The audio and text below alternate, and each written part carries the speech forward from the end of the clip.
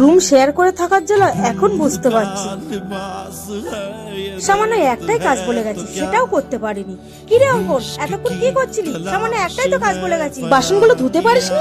আসলে পম্পা দিদিদের রুমে তো জল ছিল না, আমি তো জল আনতে গিয়েছিলাম। আচ্ছা ঠিক আছে, আমি বাসনগুলো মেজে নিচ্ছি, তুই রুমটা ঝাড়ু দিয়ে দে তো। ঠিক আছে, এক্ষুনি দিয়ে দিচ্ছি। ও মাই গড, জামাটা তো নোংরা হয়ে গেছে, যাই তাড়াতাড়ি পরিষ্কার করে আসি।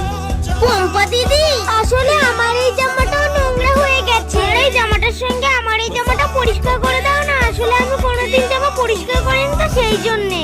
হ্যাঁ, পরিষ্কার করতে পারি না বললে হবে নাকি? এদিকে রুম শেয়ার করে থাকতে এসছে, আমি তো রুমটাও পরিষ্কার করে দিই। হ্যাঁ, তুমি এইভাবে কেন বলছো? এর জন্য তো আমার বাবা মা তোমাকে এক্সট্রা টাকা দেয়।